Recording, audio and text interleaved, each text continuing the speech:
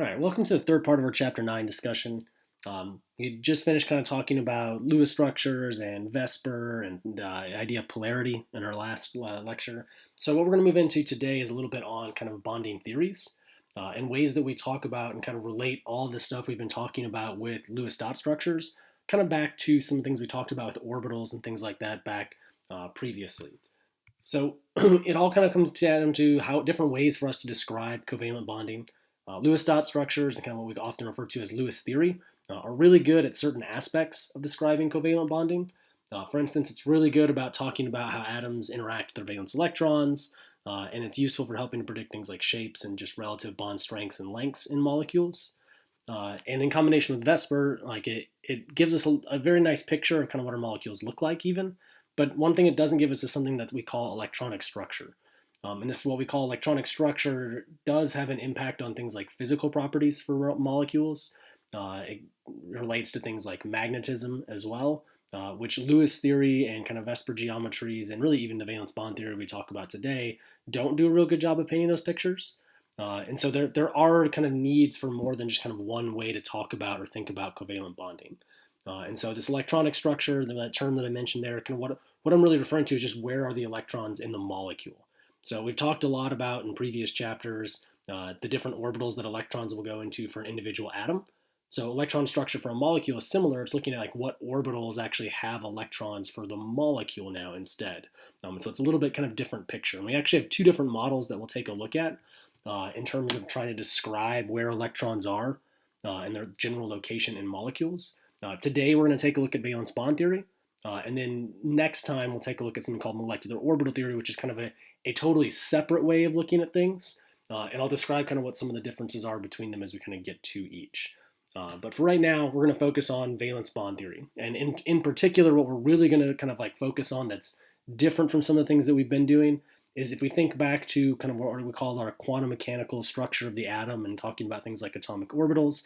For valence bond theory, one of the things we want to get out of this is actually being able to picture, well, what orbitals are all the electrons in for the molecule now, not just an atom. And we have some different ways for talking about like how we get some of the different shapes that we see and things like that, and kind of figuring out where our electrons exactly are going to go. Right. So the way we typically describe bonds with valence bond theory is that we say bonds are created by overlapping atomic orbitals. So every time two atoms interact to form a bond, they form a bond because they have overlapping atomic orbitals. Now, when we do that, that means that your pair of electrons should have opposite spins, right? So just to give kind of a quick picture, if we imagine a chlorine that has here a non-hybridized p orbital with a hydrogen 1s orbital, these two orbitals, if they overlap, there's a region of overlap where hopefully these electrons can now have opposite spin to be paired in that overlapped region. And this is kind of a very generic way that we can think of covalent bonds forming with this model. Now, we will see with this model, chlorine's never really going to make a bond quite like it's showing here with what we call a 3p orbital. It'll actually make a hybrid orbital instead, but we'll kind of get to that part. This is just kind of demonstrating the general basics of the fact that we have orbital overlaps to form our bonds with this particular model. Now, in terms of the types of bonds, within valence bond theory, there's actually more than just these two types, but for anything we see in general chemistry, these are the only two we really care about. And so our two main types of bonding that we're going to talk about with this model are going to be sigma bonding and pi bonding. And so we'll talk a little bit about sigma bonding first. So sigma bonding forms with kind of these end-on overlaps between orbitals, much like kind of the previous slide. That would be an example of a sigma bond, how we had kind of like the one lobe of a p orbital interacting with that s orbital. Another way I often think about this, what I call end-on overlap, it's just an overlap in one region of space. So sigma bonds are always an overlap at one particular point or one region where those orbitals are overlapping. And you can make these sigma bonds between two s orbitals, an s and a p orbital, two p orbitals. And as we see in a moment when we talk about hybrid orbitals, we can also make sigma bonds with hybrid orbitals as well. And in fact, hybrid orbitals will actually only form sigma bonds. I have this kind of highlighted here because that is something important as we go forward and talk a little bit more about hybridization in just a little bit. And in addition, we can always pick out sigma bonds in any molecule and count how many sigma bonds there are because the first bond between any two atoms is always a sigma bond. So that means that all single bonds are always sigma bonds. All pi bonds will have one sigma bond, and then the additional one will be the pi type that we'll talk about in a second. And even triple bonds will have one sigma bond, and then the rest again will be pi. Now, that other type of bonding I've already mentioned a couple times, pi bonding. So in terms of how it's different, we often refer to it as a side-on overlap, and I'll have an image of this in a moment. But one of the best ways to think about kind of side-on overlap just in general is the fact that there's overlap in two regions of space instead of one. And so like I said, I'll have some images to hopefully clarify that in just a moment. And the other thing that happens here, in order to have this side-on overlap where there's overlap in two regions of space, we only really get pi bonding if we have unhybridized p orbitals that can overlap in that fashion. So whenever there's pi bonds, you'll always have p orbitals that don't hybridize. And how we can pick that out from just a simple Lewis structure is if anytime we have a multiple bond, whether there's double or triple bonds between atoms, any additional bonds past the first are always going to be pi bonds. Now, in reality, we could also make pi bonds with d orbitals if we wanted to look at transition metals and things like that, but like really we're just focusing on kind of simple covalent bonding in this class, and we're not going to really get any covalent bonds with the transition metals for anything we see in Gen Chem. And so we're really just focusing on kind of our S and P block elements, and really mainly just the P block elements to make our covalent molecules. So our pi bonds, just p orbitals. Plain p orbitals is the only thing we're going to see that make these for our class. All right, now that term hybridization that I mentioned a bit on that last slide, and actually last couple slides, what hybridization really is that anytime you have kind of these overlaps for orbitals to try and make our bonds, the one thing we want to think about as well, we've already talked about Lewis structures and how we can use them to figure out our VSEPR geometries. So we also want to think about how our orbitals have to interact to be able to form those shapes too. And this is the one thing where, like, if we think about our atomic orbitals from a few chapters ago, like we had s orbitals that are spheres, p orbitals that are kind of dumbbell shaped, that are all kind of really oriented like a Cartesian coordinate system, like x, y, and z axis all being perpendicular to each other. So if those are where kind of our s and p orbitals are, like how do we get these like tetrahedral or trigonal bipyramidal geometries? It doesn't really make the most sense kind of at first glance to be able to make those VSEPR geometries with kind of the shapes of orbitals that we have to work with. And so this is really what kind of gave rise to this idea of what we call hybridization as a way to talk about what happens to the orbitals. And really what happens, I mean, hybridization in general, you've probably heard this term in other aspects, right? Most people today probably like at least heard about like hybrid cars, for instance. Hybridization is all about just basically having two different things that you're mixing together that hopefully at the end have kind of properties of each of the things that you mixed together to start with. And ideally, hopefully have the good properties of each in that regard. When it comes to orbitals, it's kind of a similar idea. What you do is you basically take atomic orbitals, so just s and p orbitals, and you mix them together to get what we call hybrid orbitals instead. And so if you have an s orbital and a p orbital and you can combine them, we can make an sp hybrid orbital. And in this case, we'll see kind of in a little bit, if we have more than just one p orbital, like one s orbital and two p orbitals, we get what we call sp2 hybridization. And something else you'll also always see, like here, if we have one s orbital and one p orbital, we actually do get two hybrid orbitals out. That's something that we'll actually always see happen. However many orbitals you mix together, that's actually the total number of hybrid orbitals that get made. And this process sounds really complicated, but in terms of actually kind of figuring it out in a molecule, it's actually not that bad. And we'll see it's very systematic from the Lewis structures to be able to figure that information out. Now, in general, our hybrid orbitals, in terms of what they're going to look like, they look like kind of a mix of s and p orbitals. And so I'll kind of show that here in this image. And here we'll see s orbitals and p orbitals, right? So if we try to take these two things together, remember p orbitals, they have two lobes. Sometimes you'll see them colored differently. Like this might be like blue and pink in some of the images we've seen previously, and actually in probably some of the ones to come as well. And so since we have the different signs here, if we imagine taking these two and actually just mathematically adding these two orbitals together, if it's positive on both orbitals, that's when we get kind of a bigger kind of overlap region between these two for our hybrid. And if they're opposite signs, they kind of almost cancel each other, right? So if you ever talked about like wave interference from like physics, like constructive or destructive interference, that's kind of what's going on here. Because remember, these atomic orbitals are really just mathematical wave functions. And so that's really what happens. We get constructive interference. So the end result is we get one really big lobe and one tiny lobe when we mix s and p orbitals. And it turns out it doesn't matter whether it's sp hybridization or sp2 or sp3, which are kind of some of our other common possibilities. All the hybrids, for the most part, end up looking something similar to this. two lobes, but one really big and one small. And because they have this one really small lobe, that's actually why they don't do any pi bonding. And so to kind of show what I mean in terms of not being able to do pi bonding, I'll zoom out real quick here just to take a quick look at kind of sketching or taking a quick sketch of like our different types of bonding, right? So like sigma bonding, if I have two p orbitals, if these two come together kind of head on and meet that way, this would be a sigma bond if they overlap in this region. But if I want to make a pi bond, what I need is a side-on overlap. Right? And so if I push these close enough together, you can get interactions between the sides of those p orbitals, but you only get this with two just unhybridized p orbitals. Right? If I have those hybrid orbitals, I have one little tiny lobe and then one really big lobe. I can't really make efficient pi bonds to something that's nearby. Right? If I have a normal p orbital that looks like this, I might be able to push these orbitals close enough together that the big half of this lobe can interact to try and make one part of a pi bond, but this small lobe at the top is just too small to make a good pi interaction up there.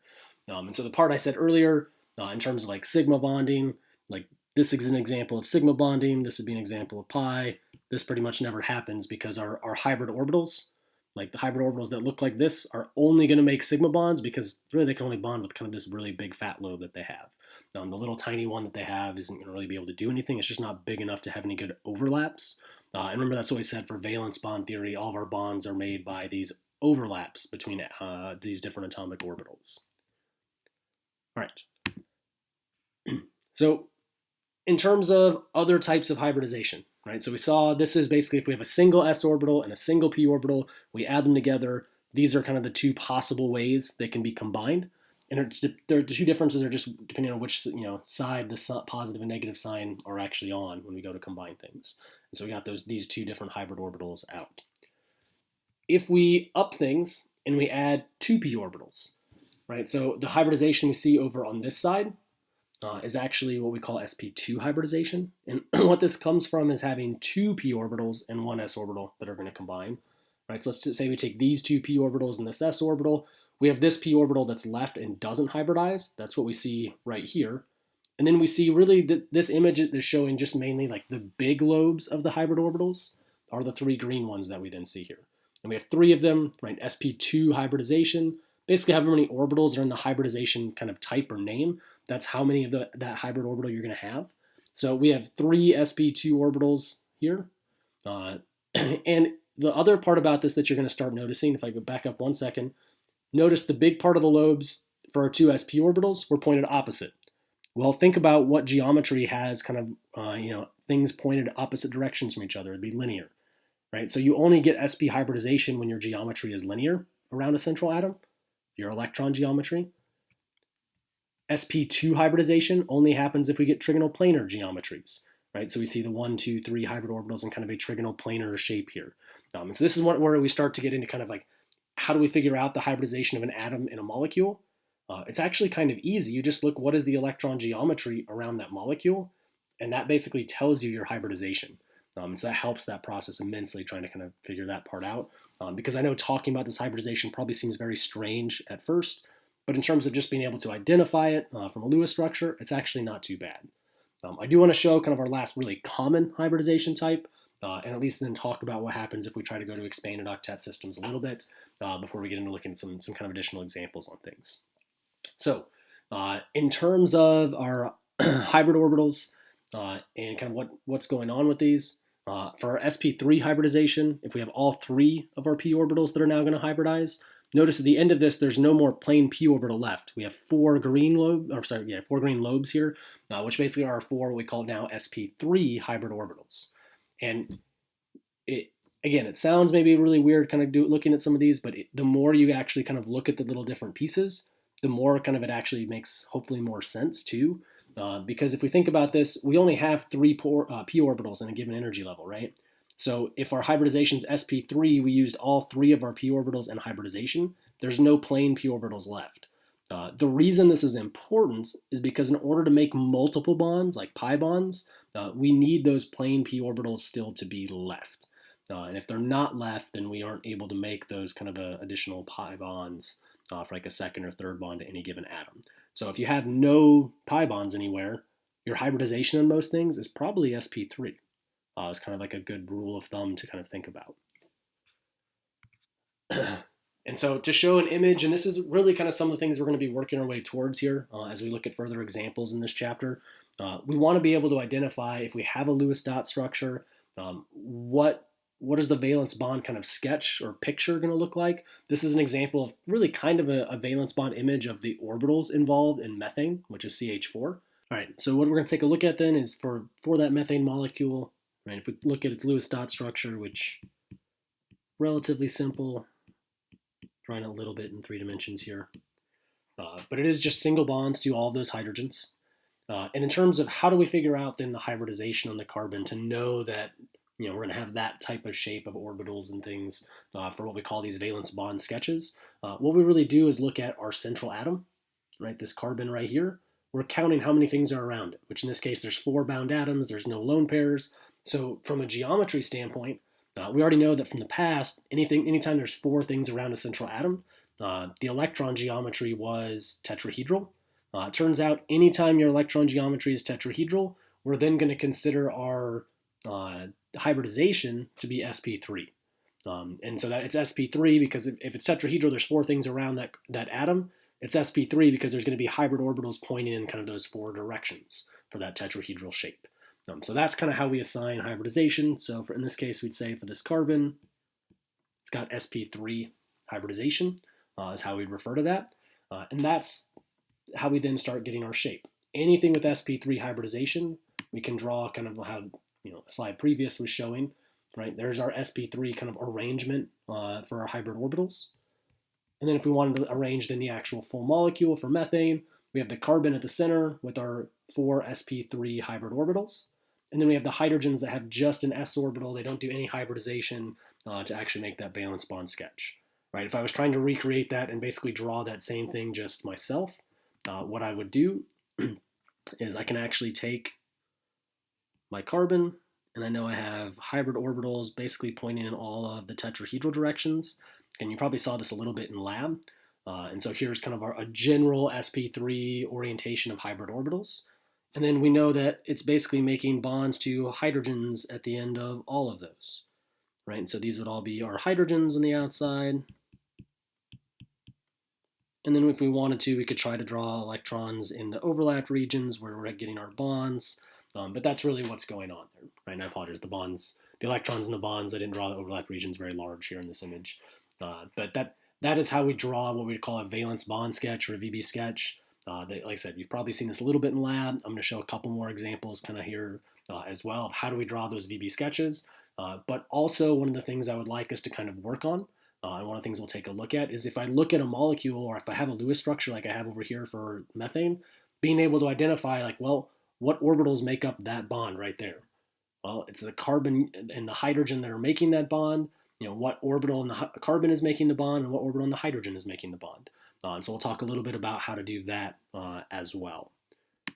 And just to kind of show and give a bit of a preview for that a little bit, here we have an image basically of now if we have a pi bond that's going to form, right? So this is basically a common example of a carbon-carbon double bond being formed. In order to make a pi bond, we have to have those unhybridized p orbitals, which in this image are really kind of the blue and pink color here. That's 1 p orbital on each of these 2 separate atoms, if you will. In our kind of what we call valence bond sketches, we'll typically draw the p orbitals as just like a single line, often up and down, or maybe at an angle to show coming in and out instead. But in this case, if we have p orbitals going up and down on each of these 2 different atoms that are at the middle of kind of all those orbitals, if we put them together, we're going to see we'd get these hybrid orbitals right here that can overlap. That's a sigma bond. And then we have the bonding kind of above and below that all combine, that big box almost that's being made there, is what we refer to as a pi bond between those 2 atoms. And remember what we said, we only get pi bonds as kind of the additional bonds between atoms. The first one's sigma, everything else is then pi. Because once you're pushing those 2 atoms together, you're going to get the sigma bond kind of direct on kind of in the middle. And then your pi is going to be kind of above and below, or maybe kind of towards us and behind us, depending if we had a second pi bond that was also potentially there. And just to show another kind of, again, just example of images of kind of how different things look. Here we have sp hybridizations. So here we have the 2 sp hybrid orbitals, 1 p orbital up and down, 1 p orbital going kind of, really it's in and out. It's drawing a little bit of an angle to try and show that. And we have that on both of 2 carbon atoms. And again, the only reason for something to have what we call this sp hybridization, right? If it's got sp hybridization on atoms, that means there's two p orbitals that don't hybridize. That means you're either going to make two double bonds, or in this case, one triple bond. So this would be an example if we had like a carbon-carbon triple bond being formed. And so if we had a carbon here and a carbon here, we'd have the sigma bond of the sp orbitals, the hybrid orbitals making the sigma bond. And then we have the p orbital going up and down. That's going to make a pi bond. It's kind of like a box going up and down. And then we have one that's kind of coming in and out, making a second pi bond with this p orbital and this p orbital on those two carbons. Now, most of the time that we talk about hybridization, we're usually going to focus mainly, especially if you go beyond general chemistry, anytime you talk about hybridization, the focus is usually on systems that obey the octet rule, because that's when hybridization works best. We are going to take a look at what happens if we have an expanded octet in a moment, but we'll see there are some actual problems with hybridization in expanded octets, particularly ones that have pi bonds, because they get a little bit more complicated, and we haven't really effectively talked about d orbitals enough, and really won't in general chemistry, to understand how we can have expanded octets and pi bonds. We haven't really kind of covered how to be able to do something of that sort. Right, now, like I said, I will mention 5-6 electron systems. How do we get hybridizations? Well, I'll go over the general way. Right, if we're past 4 coordinate atoms, now we've run out of our s and p orbitals. Right, sp3 hybridization that we normally have for tetrahedral geometries has already used all the s orbitals and all the p orbitals in a given energy level. So now we have to go to what the next orbital is, which would be d orbitals. Right, and so that's really what happens in the hybridization. Anything that has 5 things around a central atom is going to be trigonal bipyramidal for a geometry, and the hybridization then we refer to as sp3d. And same thing, like octahedral is when we have 6 things around a central atom. That's always going to be sp3d2 to basically indicate d orbitals being involved in that hybridization. And again, we're only going to see this pop up a few times, and we're not going to look at too many. Won't see too many expanded octet systems. But in terms of drawing them, they're kind of similar to what we've been doing. Like the hybrid orbitals now just have the shapes of a trigonal bipyramidal and an octahedral geometry. There's no other kind of added extra different pieces in terms of how we would visually represent the hybrid orbitals for those different hybridizations. But that said, that's also why if we have any expanded octet systems with multiple bonds, there's no p orbitals in either of these to try and make pi bonds. But the thing this doesn't account for is the fact that d orbitals actually can make pi bonds. We just don't really kind of cover anything like that in this class. And so that's why we kind of, for right now, kind of just avoid any expanded octet examples with multiple bonds for hybridization purposes in particular. All right, so to kind of review going over like finding hybridization on an atom, I've kind of already gone over this a little bit with like the methane example that I showed. But really all you're finding is how many electron groups or how many things are around your central atom. Right, that's the number of bound atoms plus the number of lone pairs. And really what you're finding is the electron geometry. If you find the electron geometry, you actually already know the hybridization on that atom. Because if it's linear, it's sp hybridization. If it's trigonal planar, it's sp2. Tetrahedral, sp3, and then trigonal bipyramidal, sp3d, and octahedral, sp3d2, right, that we saw in the last slide. And so we can, and thankfully it is always this systematic. And probably more often than not, most of the time we talk about hybridization, it's going to be one of these first 3. Every now and then, if we have something that's a bunch of sigma bonds, maybe we can get like the sp3d or sp3d2 for some expanded octet systems.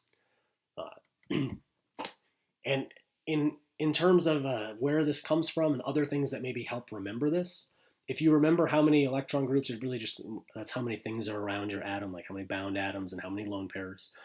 That's also the number of orbitals in that hybridization type, right? So if there's 2 things around an atom, you have sp hybridization, which is 2 hybrid orbitals, right? 3 things around an atom, you need 3 hybrid orbitals to point in that basically the trigonal planar shape. That's why it's sp2 hybridization. There's 3 orbitals that hybridize to point in those 3 directions, and so on. You see that fit for all of them. And so it's one of the reasons I said, like, the more kind of you look at hybridization and the more you really understand about different things involved with hybridization and orbitals in general, kind of the more that comes together with a lot of it. And the other things that I'll kind of harp on too, when we see a couple examples, like if something has sp2 hybridization, that means it has to be making a pi bond. Has to. Because if you have only hybridized 2 of your p orbitals, the only reason you wouldn't hybridize all of them is if that third p orbital is making a pi bond, so it doesn't want to hybridize because of that. And so those kind of things do always kind of go together when you're looking at these kinds of examples.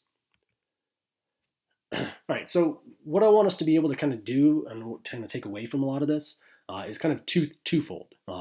One of the applications, and this is the part you have seen a little bit in lab, is if we're given like a Lewis dot structure, and this is kind of a visual version of a Lewis dot structure, right? It's kind of visually showing the double bonds here between, these are carbon atoms. Actually, here it shows you a kind of a shorthanded Lewis structure as well.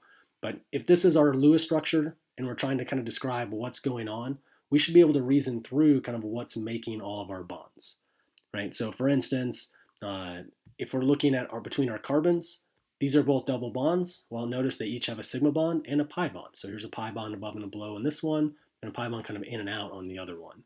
And we want to be able to identify what are the orbitals that are making those bonds, as well as be able to draw these types of images if necessary. And so that's what I'm going to spend kind of the rest of our time today taking a look at, is how do we actually draw some of these things. And so I'll start with that aspect, and then I'll go into kind of the labeling, like how do we identify what orbitals are actually making the bonds, or what orbitals are, instead of making the bonds, like what orbital, I'm sorry, not just making the bonds, but what orbitals are also holding lone pairs, kind of both of those pieces. All right, so to do that, I'm going to go out and kind of draw these examples. I think would be a good practice for a lot of this. So these are all examples that we actually drew Lewis structures and looked at previously in kind of past lectures for drawing the Lewis structures and finding the geometries, and then even figuring out polarity for all of them. I think they were all in the last lecture as different examples. So I want to take a look at each of these and go through and actually identify, basically draw the valence bond sketch, but then also identify, what are the orbitals that are forming all of the bonds. Like that's the other aspect I'd like people to be able to do. So we'll start with methanol, right? So we'll start with CH3OH. All right, and now what we're going to do, if we remember our Lewis structure, I'm going to start by drawing the Lewis structure over here again, just to remind people of what this looked like from before. And remember, it's the OH at the end because the last hydrogen is attached to the oxygen, not the carbon. It's not just one central atom here because we have the hydrogens listed in 2 spots in the formula. Basically means it's a chain-like structure of some sort. It's a good way to remember that. So in terms now of drawing a valence bond sketch for this, before we draw that valence bond sketch, the best thing to do is look at any and all central atoms and find their hybridizations. So if we look at this carbon, we have 4 things around this carbon. That's going to have sp3 hybridization. So what I'm going to do is I'm going to start with 1 carbon, and I'm going to draw my 4 hybrid orbitals in a pseudo-tetrahedral geometry there. The hydrogens on the outsides are easy, right? They're only going to have an s orbital. They don't ever hybridize. Now, I've left one part off of my Lewis structure here that I'll fix. This oxygen should have 2 lone pairs. That's important because that means there's 4 things around this oxygen total, right? 2 lone pairs, 2 bound atoms, which means that oxygen also is going to have sp3 hybridization, which means it's also going to have 4 hybrid orbitals, and those are not, let me try drawing this one more time because that was not at all remotely close to somewhat symmetric for all of this. Let me try that again. So if we do that for our 4 orbitals, it's still not much better. This is why I'm not an artist for a living. If we're trying to look at what's going on here, putting in our last hydrogens, we should have 1 hydrogen to the oxygen, and then the other 3 are all to the remaining orbitals in carbon. The nice thing that happens as we kind of go through and put all of this together is that any orbitals that don't make a bond should be holding lone pairs. And it's a nice way to kind of, as you get to the end, check and look and see, well, I have 2 lone pairs in this oxygen. Notice this oxygen has 2 empty orbitals right now before I put any kind of electrons anywhere. Well, that's because there's going to be lone pairs in each of those orbitals. That's why they're not making bonds, right? And we can go through and add the dots. And again, I'm sketching on the iPad, not the best at this. I'm artistically challenged probably anyway, but there's kind of our overlapped regions to show all of our different bonds, right? So that would be what we call really our VB sketch for methanol, for example. I'm going to take a look at resonance and some other things in the next example or two.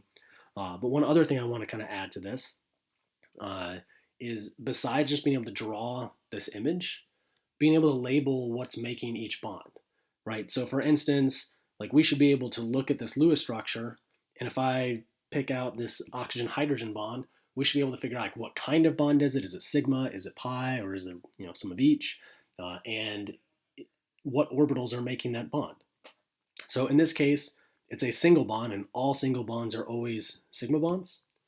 And so we want to know like what orbitals are making that bond. Well, for the oxygen, what orbital would it be using to make this bond? Well, the nice thing, it's kind of very pattern heavy, pretty much all of your sigma bonds are always made by your hybrid orbitals. So if the oxygen has sp3 hybridization that we said, just like the carbon earlier, that means this oxygen is going to use an sp3 hybrid orbital to make this bond to hydrogen. And the hydrogen, for what it's using, hydrogen only has a 1s orbital. That's it. It doesn't have anything else. And so that's one of the ways that we could label that sigma bond being made. That's a sigma bond between the oxygen and hydrogen, between the sp3 on the oxygen and the 1s on the hydrogen. If we wanted to label, let's say, the bond between the carbon and the oxygen in this molecule, we could do that as well. Right? We'd have, it's a sigma bond. Again, we know that because it's just a single bond.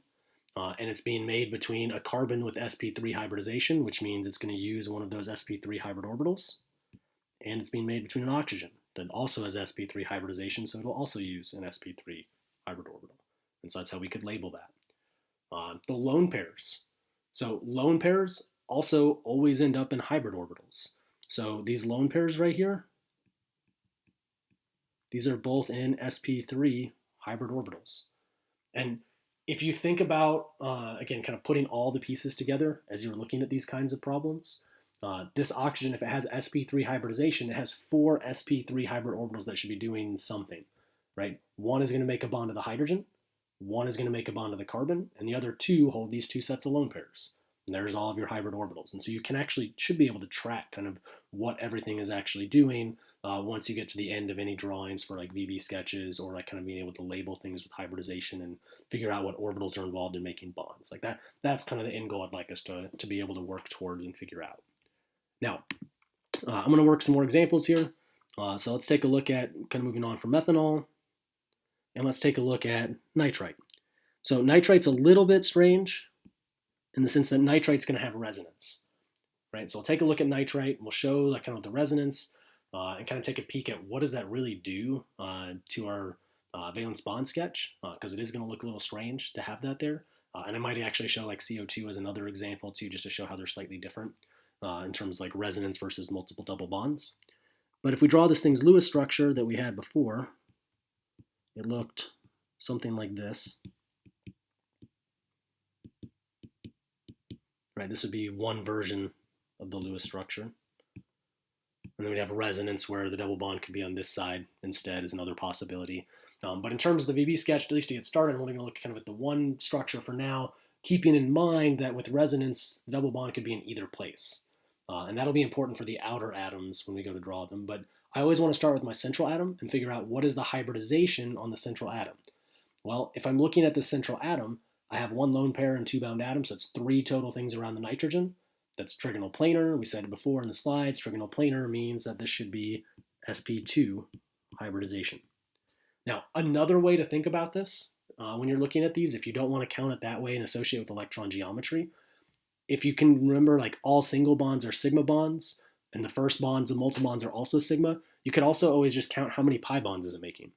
Right? In this case, we're making 1 pi bond. If I'm making 1 pi bond, my hybridization has to be sp2. Can't be anything else. And that's because if it's not sp2, if it's sp, it would have to make 2 pi bonds because you'd have 2 p orbitals no hybridize. If it was sp3, it wouldn't make any double bonds because you don't have any unhybridized p orbitals left. So it has to be sp2. So if there's 1 p orbital that doesn't hybridize, and that's what's going to make the pi bond in that double bond. Right? Now, to draw this then, what I would do for a valence bond sketch, give myself a little bit of space. If I draw the nitrogen here first, I'm going to draw an sp2 orientation, which means its hybrid orbitals are going to be organized in kind of a trigonal planar part. Really, I draw the trigonal planar part almost as if it's flat, kind of this way in one plane. And then it has, I'm going to draw the p orbital that didn't hybridize as a line going up and down. Right? And now for my oxygen over here, this oxygen, if we look at its hybridization, if it's got 1 bound atom and 2 lone pairs, it's got 3 things. It's also sp2 hybridization. So if I have my oxygen, I have its 3 hybrid orbitals and a p orbital right there that I'll draw like that. And now the only thing that's going to be a little bit strange, and I'm only going to do this because I have a resonance in this particular molecule. If you have resonance between two outer atoms, choose in terms of the VB sketch, draw them as though they are making the double bond. So that means this oxygen, even though right now, if this was its true kind of effect, if it had 3 lone pairs in one bond, that would be sp3 hybridization. Since there's resonance here, we're going to draw it the same way we did the first one, which is with sp2 hybridization. So I'm going to put an oxygen here. We're again going to have 3 hybrid orbitals and a p orbital going up and down. And if I'm putting this all together, the way we show pi bonds is by connecting boxes. Right? So we can connect boxes like that. And if I get to the end of this, notice any orbital that didn't bond should be our lone pairs. Nitrogen has 1. This right oxygen has 2. This one, even though it has 3 right now, we're only showing it in 2 because really we have what we call this resonance, right? And electrons and pi bonds, we usually use arrows going up and down to show. And we kind of have 4 electrons almost in this pi system at the moment, right? We have basically, 2 electrons in kind of each of these kind of pi type bonds that we're showing. So the lone pair that would be right here is actually showing up in the pi bond here instead, because since this has resonance, the double bond could be on either side. And that's really what this is showing. So, and I'm going to show CO2 in just a second. I think we showed it with the lab as well, but I'm going to show it here just to really emphasize that difference between resonance and just normal double bonds. Because here, both of the p orbitals on the outer oxygens are to the same p orbital in the central atom. If that happens, that's an example of resonance. If we were looking at CO2 instead, so CO2, if I put its Lewis structure over here real quick, right, looks like that. CO2, if I was drawing what it's going to look like, that carbon actually has sp hybridization in the middle, which means it has 2 p orbitals that are unhybridized, right? This carbon should be sp2 because there's only 2 things around it. Oh, I'm sorry, that is wrong, not sp2. It should be just sp. I apologize. It's just sp because there is just the 2 things. It is linear.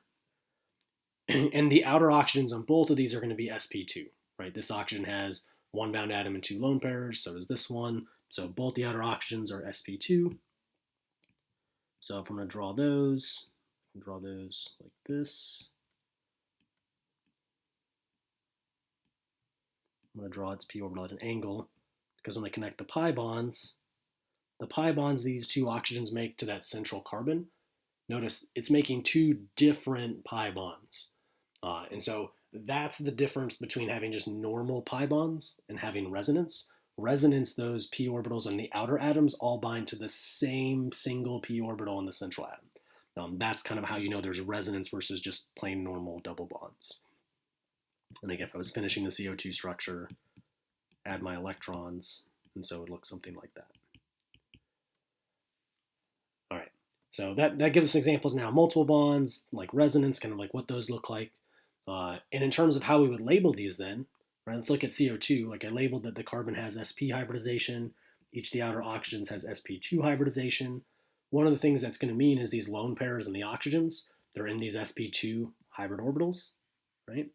And then for these double bonds, if I want to label, like how would I label one of these double bonds? Well, each double bond is always made of 1 sigma and 1 pi bond, right? Sigma bonds are usually made by the hybrid orbitals, so that would be the carbon sp2 binding to the, not carbon sp2, keep messing that up for some reason, this one, be the carbon sp hybrid orbital, because that was carbon's hybridization, right? Binding to the oxygen sp2 orbital, because that's oxygen's hybridization, right? Hybrid orbitals make the sigma bond. And then the pi bond is actually easy for all of these labels, because it's always just a plain unhybridized p orbital between those atoms making the pi bond. That's it. There's no other real options especially for nothing we'll ever see in general chemistry, or really everything we see in general chemistry will just be the plain p orbitals bonding. And that's it. All right, so I have one last example I'm going to take a look at. We're going to take a look at the acetate molecule, kind of do the same thing. So we're going to take a look at CH3 COO minus, right, as one final example. So Lewis structure, to remind ourselves of what this thing looks like. Right, we had the first carbon that has 3 hydrogens bound to another carbon that was double bound to 1 oxygen. single bound to another that had 3 lone pairs, negative formal charge. And remember, this molecule also has resonance, right? I drew the double bond here, but the double bond could be there instead. If I didn't have acetate, it's sometimes possible we could have acetic acid, where instead of this having a negative formal charge, it'd have a single bond to a hydrogen. That would be another possibility. And in fact, since we've actually already done one with the resonance in that last example, let's actually just look at acetic acid. That's a better example for this. 2 lone pairs here. We'll just get hydrogen. And then we'll add the hydrogen there. So really, we can take a look at acetic acid. So if I want to draw my valence bond sketch on this, right, this is a pretty large molecule at this point. I have a bunch of different central atoms. But if I want to go through this process, let's pick one of the atoms in kind of our chain, right? And kind of like the backbone of our chain. So the 2 carbons and the oxygen. Let's start with just kind of one end. So let's start with this carbon. So that carbon, we want to figure out what is this carbon's hybridization. Well, if there's 1, 2, 3, 4 total things around it, this carbon's hybridization should be sp3. Right, so what I'm going to do is start with one carbon with its 4 sp3 hybrid orbitals around it. And then I'm going to go to the next carbon in the chain, or next atom in the chain. So this carbon, I have 1, 2, 3 things around it. So trigonal planar is sp2 for hybridization. So for this carbon, I'll have 3 hybrid orbitals. I'll draw like this, and 1 p orbital. It's going up and down. That didn't hybridize.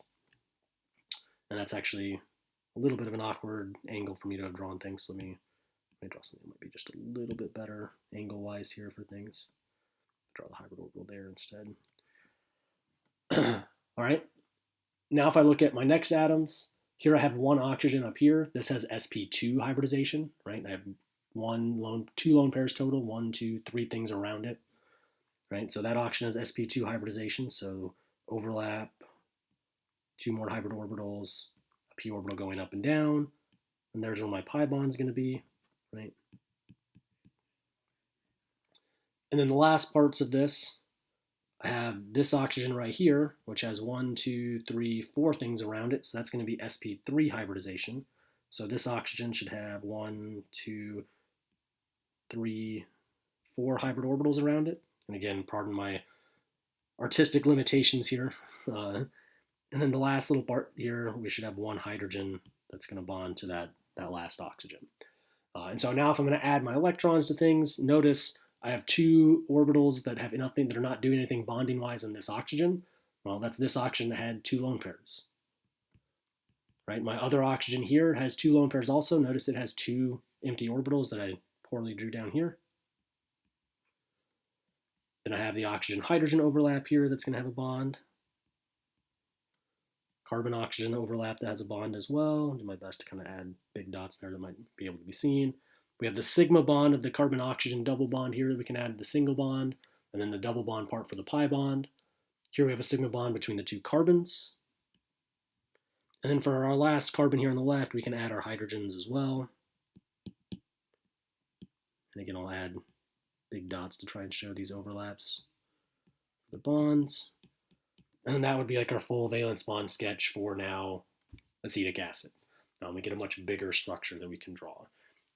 We probably won't have to do a lot of structures of this size for drawing things out like this kind of down the road, but it is something we want to be able to do. And likewise, the last piece of this, again, if we were labeling bonds, so if I wanted to come back up to that double bond in the acetic acid structure up here, if I wanted to label this double bond, like what orbitals are making that double bond? Like maybe that's, like on an exam, you're given this picture of a Lewis dot structure and asked, what orbitals are making that double bond? Well, we want the hybridizations, right? This carbon we said was sp2 for its hybridization. This oxygen was also sp2. So if we were labeling that bond, we would say this is a, first off, usually we determine the bond type. If it's a double bond, we're going to have a sigma and a pi bond. Sigma bonds made by the hybrid orbitals, which would be a carbon sp2 and the oxygen sp2. And your pi bond is always made by just the plain p orbitals. And that would be then our label for that double bond. And so like that, and again, like if we were asked to label like the oxygen-hydrogen bond, Well, we would need to know what's the hybridization on this oxygen. Well, in the image that we drew before, it was sp3, right? So that bond, it's a single bond, so it has to be sigma. Oxygen is going to use its hybrid orbital, so sp3, to bind to a hydrogen 1s orbital, would be how we label that, right? Hydrogen doesn't hybridize, it just has the 1s orbital, it's all it ever uses. All right, so I think that kind of covers the general details of a couple examples here of all the major things you can really be expected to do for this particular material. Like I said, it's a little bit different. The molecular weight theory we talk about next will also be a little bit different. That's okay. If it takes a little bit of time, like look at kind of these examples. We're probably not going to do anything beyond what I've shown here. This is probably, if anything, maybe slight overkill in terms of what we really need to know for this. But I do think the more you kind of understand about this, especially if you can remember it when you get to organic chemistry, it will help immensely. Because all of these topics like hybridization, understanding like what orbitals are involved in the different bonds, if you remember that stuff when you get to organic, you will have a huge leg up as far as kind of being able to be prepared for that class. If you don't remember any of this stuff, or you never kind of really get a good feel for it now, when you get to organic chemistry later on, if you take that class, then it becomes much more difficult if you don't kind of understand some of these general topics. So these are important things in terms of bonding that do show up later. That's why we tried to spend a bunch of time on them kind of here now in lecture as well as in the lab as well. But that's all I have for this time. Like I said, we'll get to molecular orbital theory in the next lecture. We'll take kind of a slightly different perspective of ways to look at bonding for these covalent molecules.